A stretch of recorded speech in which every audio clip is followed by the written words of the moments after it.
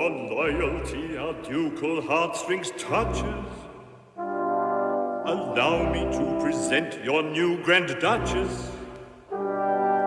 Should she offend, you graciously excuse her, and kindly recollect, I didn't choose her.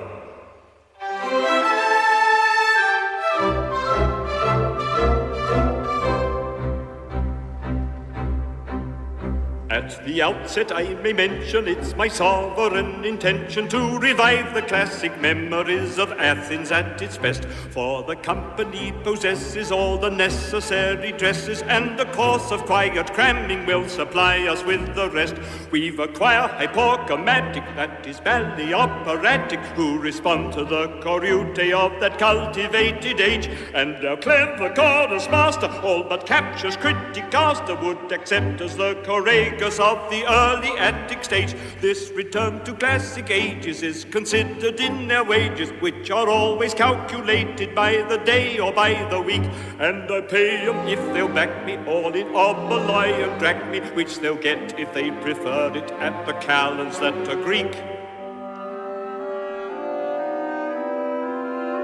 At this junction I may mention that this erudition sham is but classical pretension, the result of steady cram. Periphrastic methods learning to this audience discerning. I admit this show of learning is the fruit of steady cram. Periphrastic methods learning to this audience discerning. I admit this show of learning is the fruit of steady cram. In the period Socratic, every dining room was attic, which suggests an architecture of a topsy-turvy kind. There they'd satisfy their thirst on a recherche called Ariston, which is what they called their lunch, and so may you if you're inclined. As they gradually got on, they trapeste, they prost on poton, which is Attic for a steady and a conscientious drink. But they mixed their wine with water, which I'm sure they didn't order, and we modern Saxons know a trick worth two of that, I think. Then came rather risky dances under certain circumstances, which would shock that worthy gentleman, the licensor of plays. Corybantian mania kicked Dionysiac or Bacchic, and the dithyrambic revels of those antichorus days. And perhaps I'd best mention, lest alarming you I am, that it isn't our intention to perform a dithyram. It displays a lot of stocking, which is always very shocking, and of course I'm only mocking at the prevalence of cram. It displays a lot of stocking, which is always very shocking, and of course I'm only mocking at the prevalence of cram. Yes, on reconsideration, there are customs of that nation which are not in strict accordance with the habits of our day. And when I come to codify their rules, I mean to modify, or Mrs. Grundy perhaps may have a word or two to say. For they hadn't Macintoshes or umbrellas or galoshes, and a shower with their dresses must have played the very deuce. And it must have been unpleasing when they caught a fit of sneezing, for it seems of pocket handkerchiefs they didn't know the use. They wore little underclothing, scarcely anything or nothing, and their dress of coe and silk was quite transparent in design. Well, in fact, in summer weather, something like the altogether, and it's there I rather fancy I shall have to draw the line.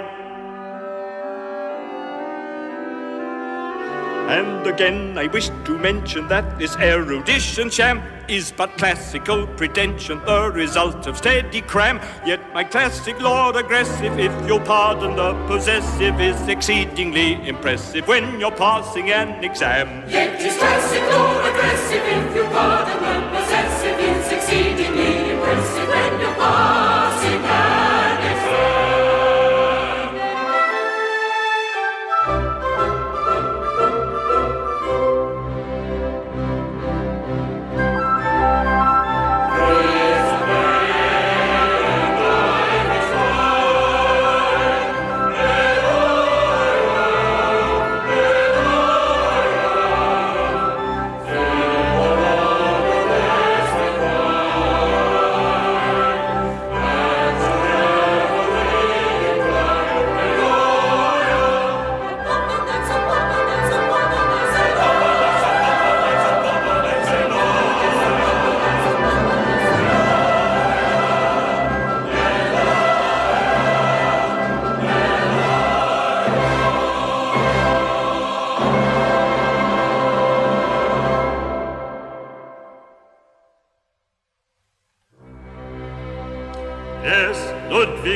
his Julia mated. For when an obscure comedian, whom the law backs to sovereign rank, is promptly elevated, he takes it with its incidental drawbacks. So Julia and I are duly mated.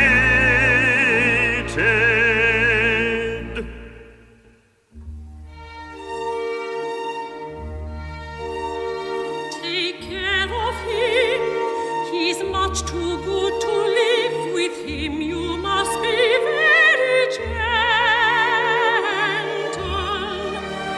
Poor fellow, he's so highly sensitive and also sentimental.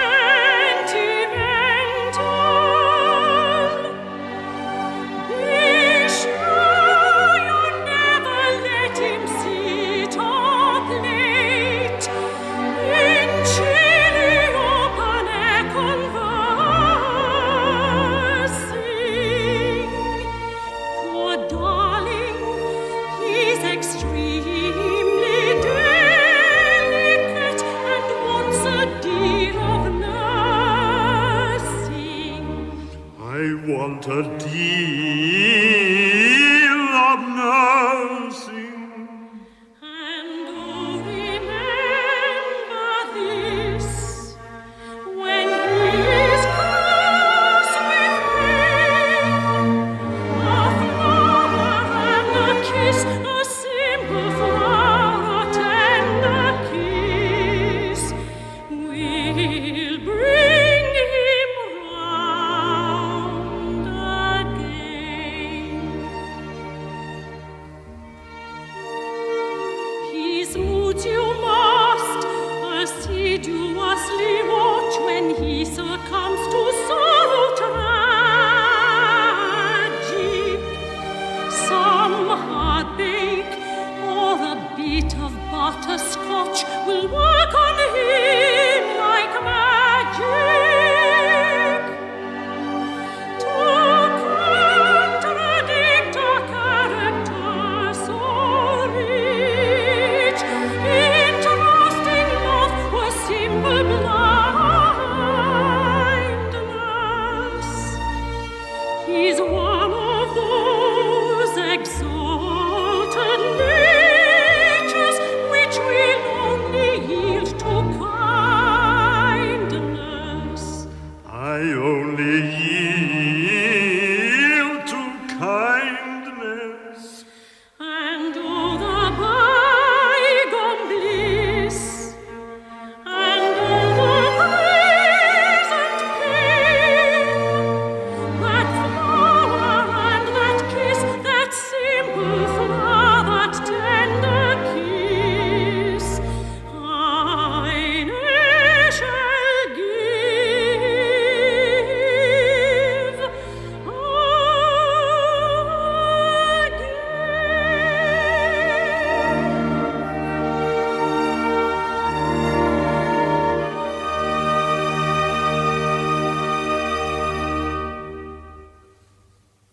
And now that everybody has gone and we are happily and comfortably married, I want to have a few words with my newborn husband. Yes, I expect you'll often have a few words with your newborn husband.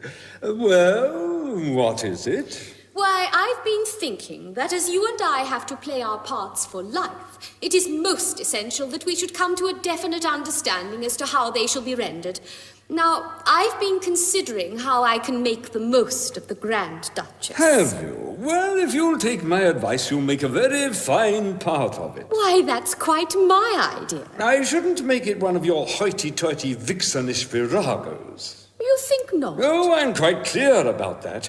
I should make her a tender, gentle, submissive, affectionate, but not too affectionate, child wife, timidly anxious to coil herself into her husband's heart, but kept in check by an awestruck reverence for his exalted intellectual qualities and his majestic personal appearance. Oh, that is your idea of a good partner. Yes, a wife who regards her husband slightly slightest wish as an inflexible law, and who ventures but rarely into his august presence, unless, which would happen seldom, he should summon her to appear before him. A crushed, despairing violet, whose blighted existence would culminate all too soon in a lonely and pathetic death scene. A fine part, my dear. Yes, there's a good deal to be said for your view of it.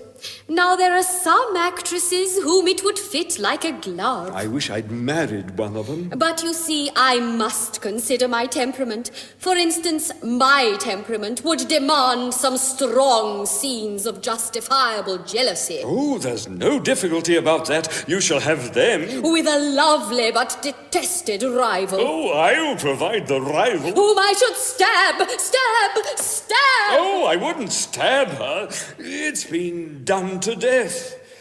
I should treat her with a silent and contemptuous disdain, and delicately withdraw from a position which to one of your sensitive nature would be absolutely untenable. Dear me, I can see you delicately withdrawing up, centre, and off. Can you? Yes, it's a fine situation, and in your hands, full of quiet pathos. Now, Julia, come consider it from this dainty point of view.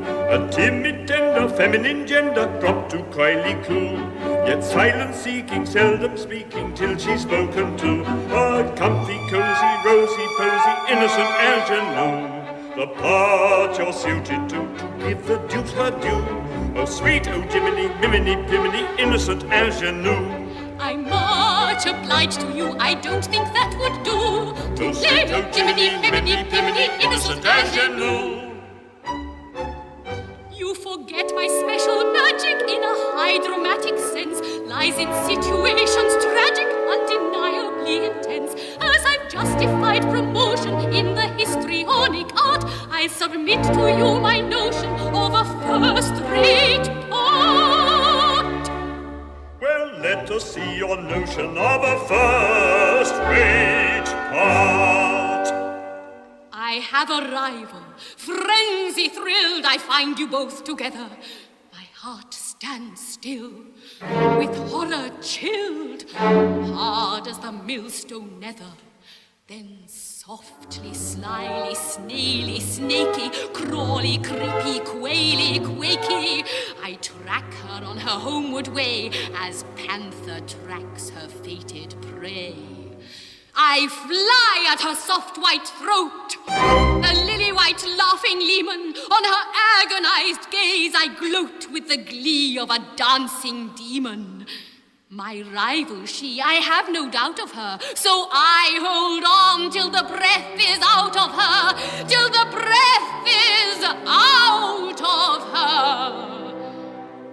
And then remorse, remorse, oh cold, unpleasant course of vaunt, that lifeless form I gaze upon, that face still warm but weirdly wan, those eyes of glass I contemplate, and then, alas, too late,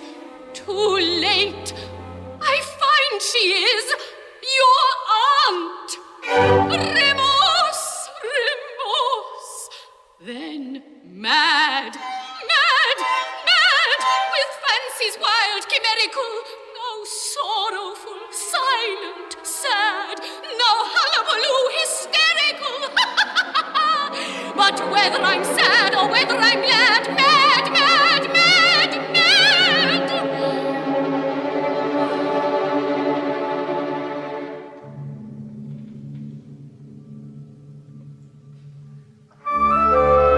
This calls for the resources of a high-class art, and satisfies my notion of a first-rate part, and satisfies my notion of a first-rate part.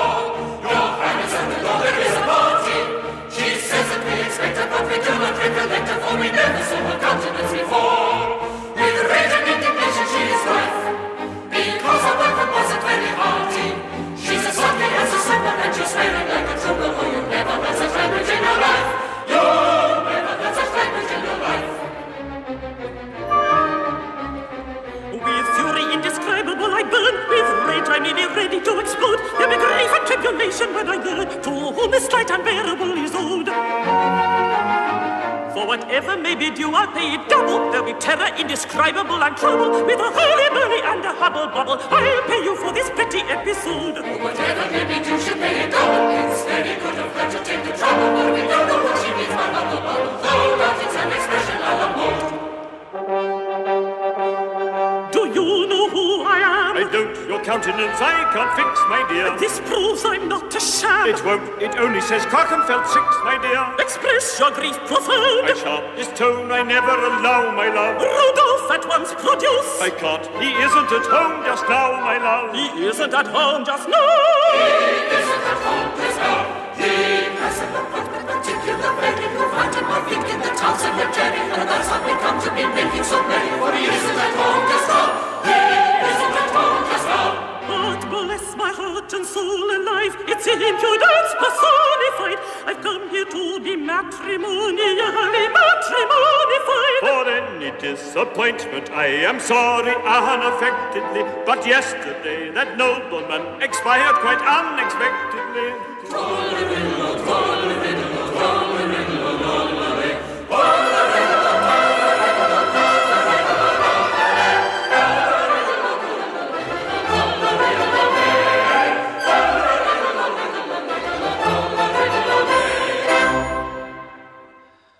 This is most unexpected. He was well enough at 11:30 yesterday. Yes, he died at 11:45. Bless me, how very sudden. It was sudden. But what in the world am I to do? I was to have been married to him today. For any disappointment we are sorry unaffectedly. And yesterday that nobleman expired quite unexpectedly.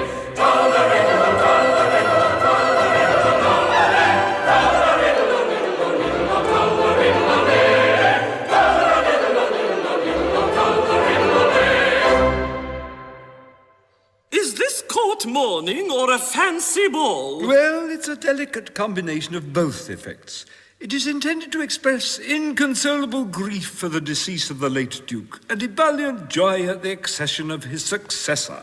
I am his successor. Permit me to present you to my Grand Duchess. Your Grand Duchess? Oh, Your Highness. Old frump. A recent creation, probably. We were married only half an hour ago. Exactly.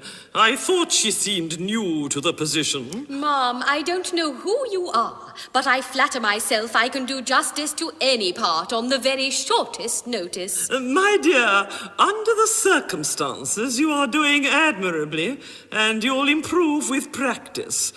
It's so difficult to be a lady when one isn't born to it. Am I to stand this? Am I not to be allowed to pull her to pieces? No, it isn't Greek.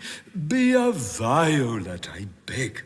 And now tell me all about this distressing circumstance.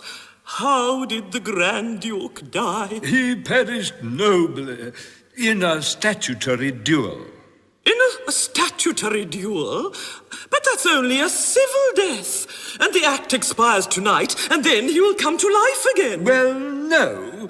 Anxious to inaugurate my reign by conferring some inestimable boon on my people, I signalized this occasion by reviving the law for another 100 years. For another 100 years? Then set the merry joy bells ringing. Let festive epithalamia resound through these ancient halls. Cut the satisfying sandwich, broach the exhilarating marsala, and let us rejoice today if we never rejoice again. But I don't think I quite understand. We have already rejoiced a good deal. Happy man, you little reck of the extent of the good things you are in for. When you killed Rudolph, you adopted all his overwhelming responsibilities. Know then that I, Caroline von Krackenfeldt, am the most overwhelming of them all. Stop. I've just been married to somebody else. Yes, ma'am, to somebody else, ma'am. Do you understand, ma'am? To somebody else. Do keep this young woman quiet. She fidgets me. Fidgets you? Be a violet, a crushed, despairing violet. Do you suppose I intend to give up a magnificent part without a struggle? My good girl, she has the law on her side. Let us both bear this calamity with resignation. If you must struggle, go away and struggle in the seclusion of your chamber. Now away to the wedding we go, so then summon the charioteers. No kind of reluctance we show to embark on our married careers. For Julia's emotion may flow in the form of impetuous tears. To our wedding we'll eagerly go, so summon the charioteers. To the wedding we'll eagerly go, so summon the charioteers.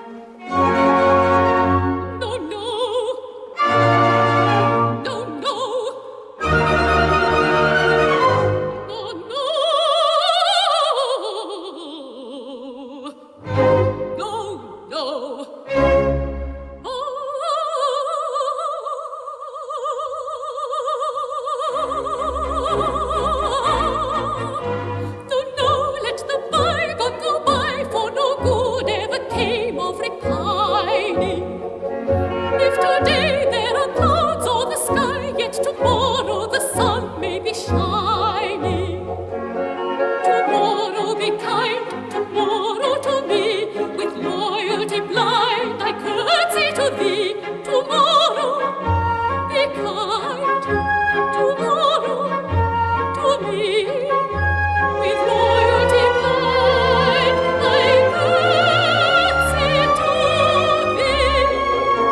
Today is a day of illusion and sorrow, so viva tomorrow. God save you tomorrow, your servant tomorrow. God save you tomorrow, your servant tomorrow. God save you tomorrow, your servant tomorrow. God save you tomorrow, your servant tomorrow. Your servant tomorrow.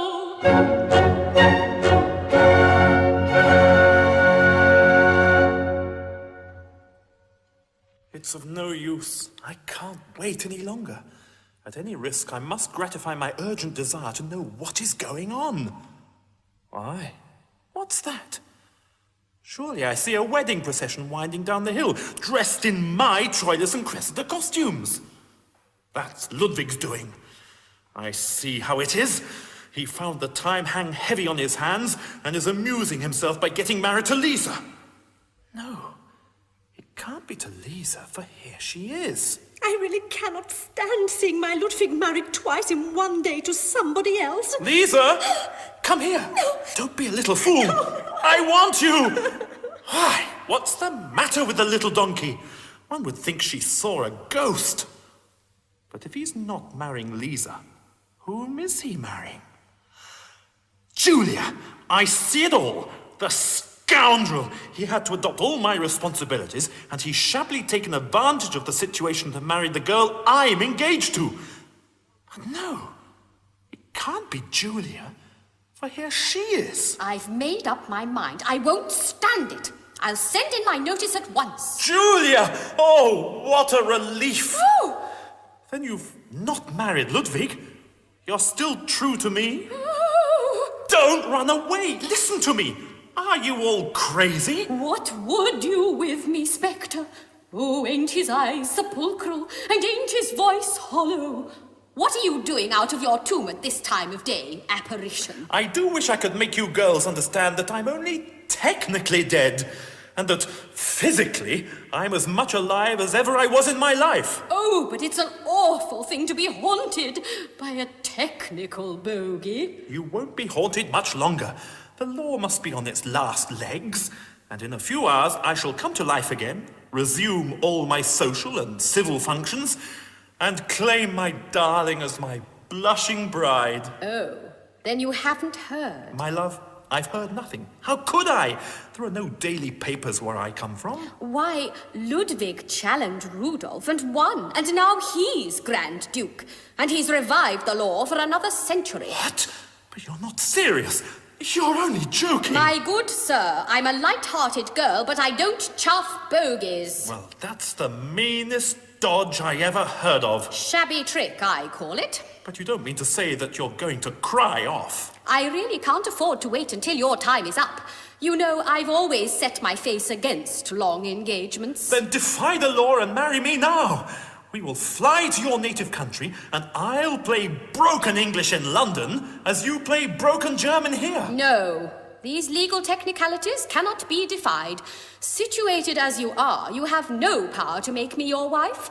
At best, you could only make me your widow. Then be my widow, my little dainty, winning, winsome widow. Now what would be the good of that? Why, you goose, I should marry again within a month.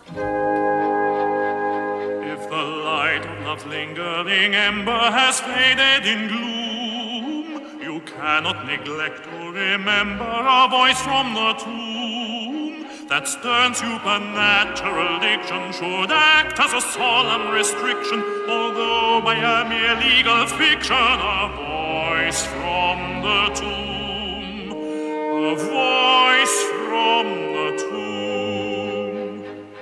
I own that utterance chills me, it withers my bloom. With awful emotion it thrills me, that voice from the tomb. anything, yea thee, no pain to deny or gainsay thee. In this case I cannot obey thee. Thou voice from the tomb, thou voice from the tomb, thou voice from the tomb, from the spectre appalling, I bid you good day. Perhaps you'll be calling when passing this way. Your bogey of scorning and all your love longing, I bid you good morning, I bid you good day. Good morning, good morning, good morning, good day. So spectre appalling, I bid you good day. By utterly calling your words I obey. Your fate is appalling and full of dismay. To pay for this warning, I give you fair warning. I'll haunt you each morning, each night, and each day. I'll haunt you morning, night, and day. Spectre appalling, I bid you good day. Perhaps you'll be calling when passing this way. Bogey of scorning and all your love longing, I bid you good morning, I bid you good day. Each morning, each morning, each morning, each morning, I'll haunt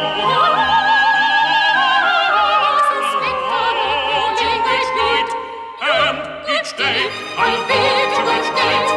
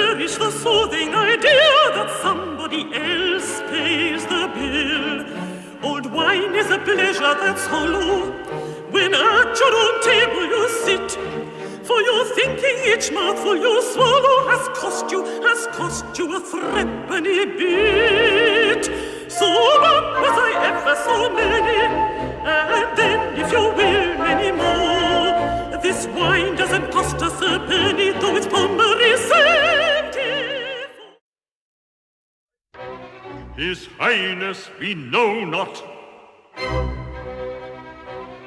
nor the locality in which is situate his principality. But as he guesses by some odd fatality, this is the shop for cut and dried formality. Let him appear. He'll find that we're remarkable for cut and dried formality.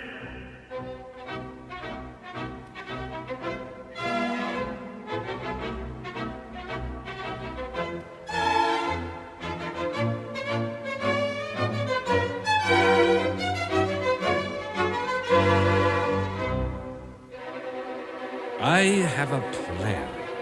I'll tell you all the plot of it.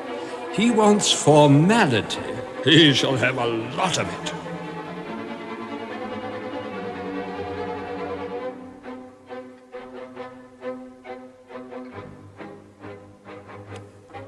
Conceal yourselves, and when I give the cue, spring out on him.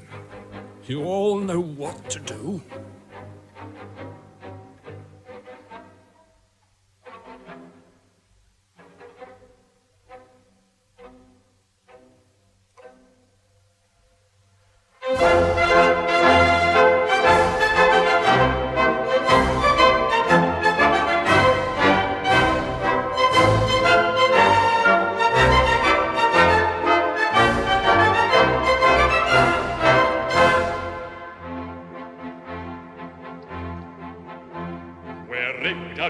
magnificent array.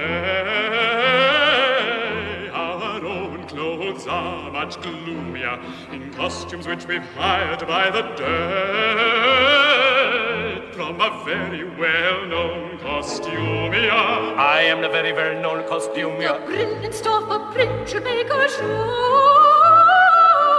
It's a rule that never varies, so we've engaged from the theatre Monaco, sic supernumeraries. Will the supernumeraries at a salary immense, quite regardless of expense, sic supernumeraries, sic supernumeraries.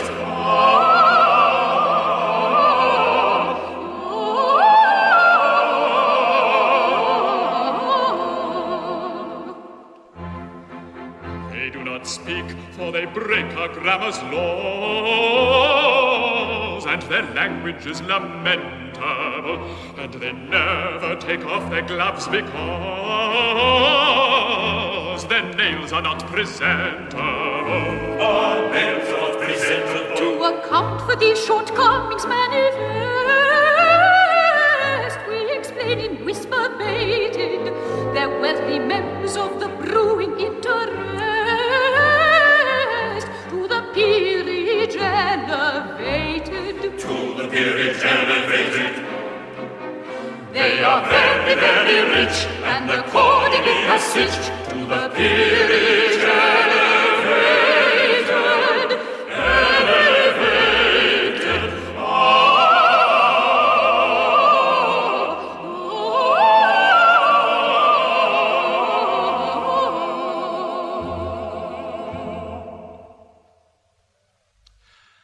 Well, my dear, here we are at last, just in time to compel Duke Rudolph to fulfill the terms of his marriage contract. Another hour, and we should have been too late. Yes, Papa. And if you hadn't fortunately discovered a means of making an income by honest industry, we should never have got here at all. Very true. Confined for the last 2 years within the precincts of my palace by an obdurate bootmaker who held a warrant for my arrest, I devoted my enforced leisure to a study of the doctrine of chances, mainly with the view of ascertaining whether there was the remotest chance of my ever going out for a walk again. And this led to the discovery of a singularly fascinating little round game, which I have called roulette, and by which in one sitting I won no less than 5,000 francs. And my first act was to pay my bootmaker, my second, to engage a good, useful working set of second-hand nobles, and my third, to hurry you off to Finnig, help Finnig, as fast as a trad and looks could carry us. Yes, and a pretty job lot of second-hand nobles you scraped together. Pretty, you think? I don't know. I should say tollol, my love, only tollol. They are not wholly satisfactory.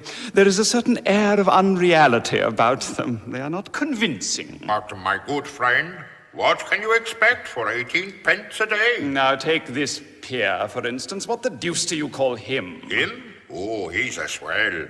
He's the Duke of Riviera. Oh, he's a duke, is he? Well, that's no reason why he should look so confoundedly haughty. Be affable, sir. That's better. Now, who's this with his moustache coming off? Why, you're Viscount Mentone, ain't you? Blessed if I know. It's wrote here. Yes, Viscount Mentone. Then why don't you say so? Hold yourself up.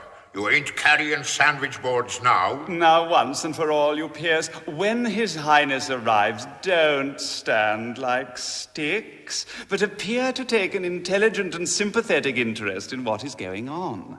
You needn't say anything, but let your gestures be in accordance with the spirit of the conversation. Now, take the word from me. Affability. Submission. Surprise? Shame. Grief. Joy. That's better. You can do it if you like. But, Papa, where in the world is the court? There is positively no one here to receive us. I can't help feeling that Rudolph wants to get out of it because I'm poor. He's a miserly little wretch. That's what he is. Well, I shouldn't go so far as to say that. I should rather describe him as an enthusiastic collector of coins. Of the realm, and we must not be too hard upon a numismatist if he feels a certain disinclination to part with some of his really very valuable specimens. It's a pretty hobby. I've often thought I should like to collect some coins myself. Papa, I'm sure there's someone behind that curtain. I saw it move. Then no doubt they're coming. Now, mind you, peers, haughty affability, combined with a sense of what is due to your exalted ranks, or I'll fine you half a franc each. Upon my soul, I will.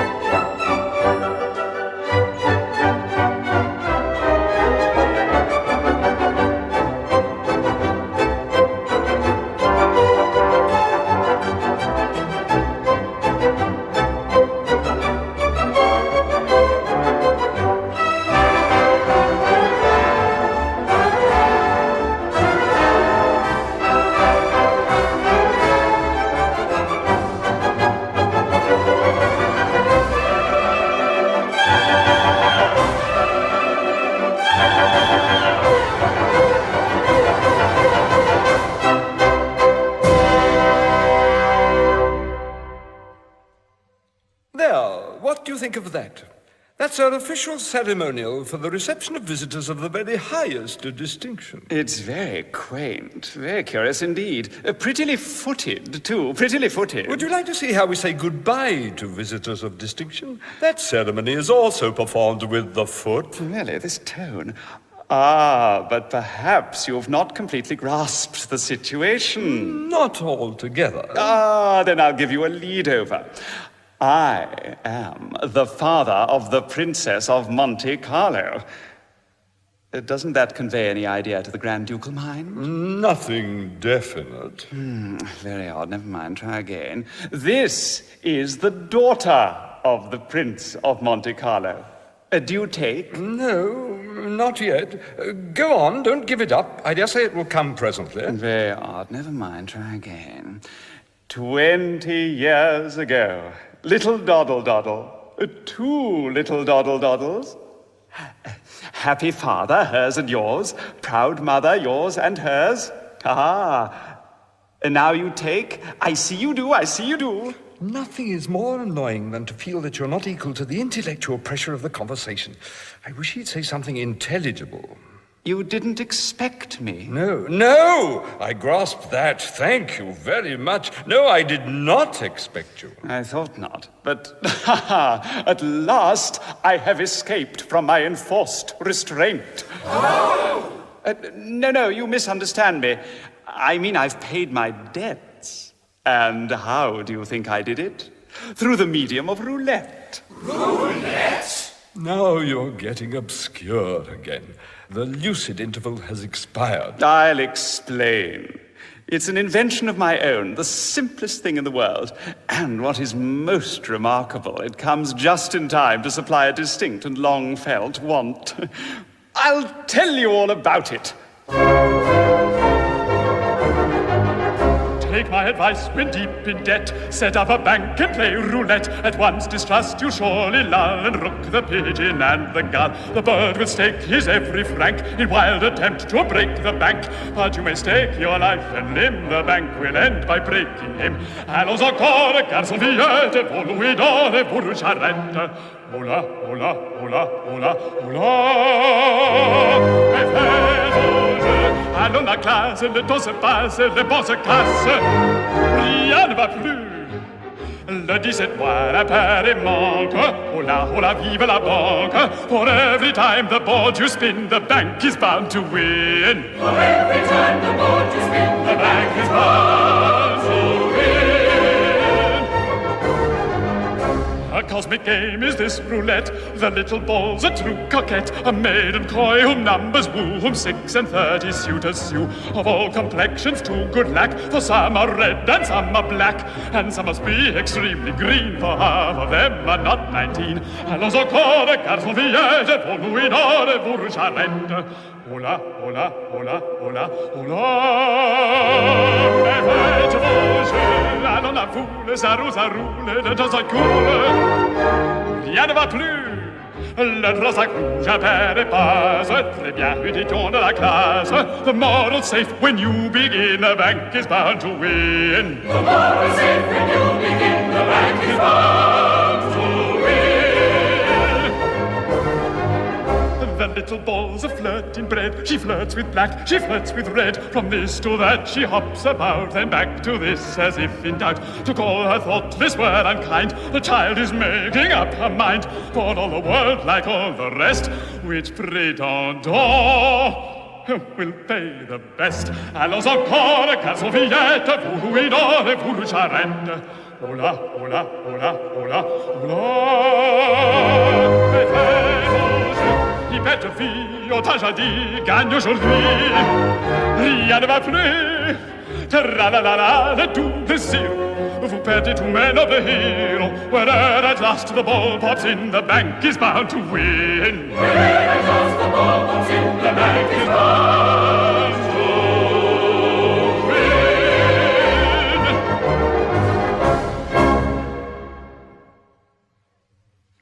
Capital game. Haven't a penny left. A pretty toy, isn't it? Have another turn? Thanks, no. I should only be robbing you. Do, dearest, it's such fun.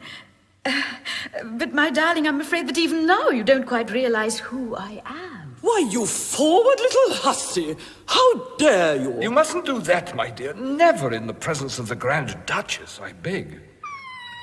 Oh, Papa, he's got a Grand Duchess. A Grand Duchess, my good girl. I got 3 Grand Duchesses. Well, I'm sure. Papa, let's go away. This is not a respectable court. All these Grand Dukes have their little fancies, my love. This potentate appears to be collecting wives. It's a pretty hobby. I should like to collect a few myself. This is a charming specimen. An antique, I should say, of the early Merovingian period, if I'm not mistaken. And here's another. A Scotch lady, I think. And a little one thrown in. 2 half-quarterns and a make-weight. Have you such a thing as a catalogue of the museum? But I cannot permit Rudolph to keep a museum. Rudolph? Get along with you. I'm not Rudolph. Rudolph died yesterday. What? Quite suddenly of cardiac affection. Of a cardiac affection? Yes, a pack of cardiac affection. He fought a statutory duel with me and lost. And I took over all his engagements, including this imperfectly preserved old lady, to whom he has been engaged for the last 3 weeks. 3 weeks? But I've been engaged to him for the last 20 years. 20 years? It's all right, my love. They can't get over that. He's yours. Take him and hold him as tight as you can. My own. Well, here's another. The 4th in 24 hours. Would anybody else like to marry me? You, ma'am? Or you? Anybody? I'm getting used to it. But let me tell you, Mom. Hussy. Here's another. Poor ladies. I'm very sorry for you all, but you see, I've a prior claim. Come, away we go. There's not a moment to be lost.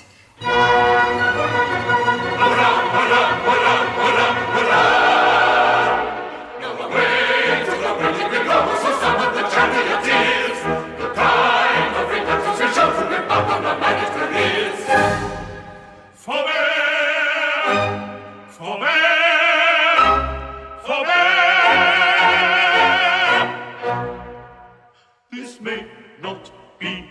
Frustrated are your plans with paramount decree. The law forbids the bans. The law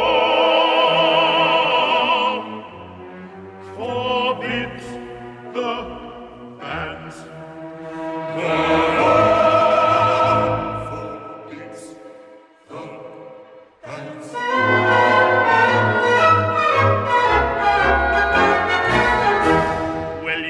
Pretty kind of fellow, thus my life to shatter. Oh, my little store of gold and silver, recklessly you scatter. Oh, you guzzle and you gormandize all day with cup and platter. Oh, and eat my food and drink my wine, especially the latter. Oh,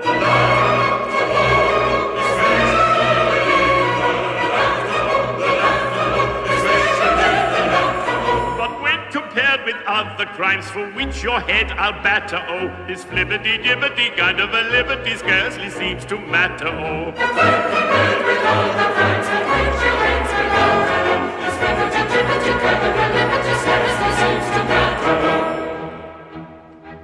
My dainty bride, my bride-elect, you wheedle and you flatter, oh, with coarse and clumsy compliment, her senses you bespatter, oh, you fascinate her tough old heart with vain and vulgar patter, oh, although the deuce confound you, you're unworthy to look at her, oh.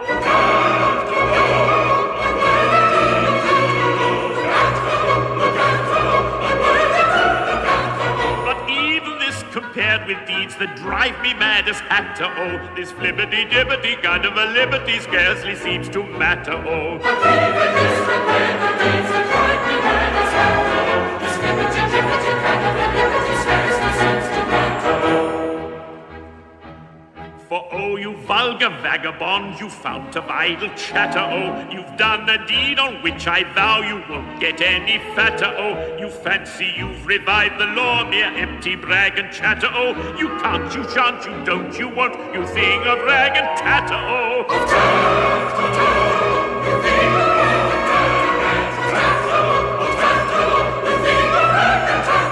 For this you'll suffer agonies like rat in clutch of ratter, oh, this flibbity-gibbity kind of a liberty's quite another matter, oh. For this you'll suffer agonies like rat in clutch of ratter, oh, this flibbity-gibbity kind of a liberty's quite another matter, oh.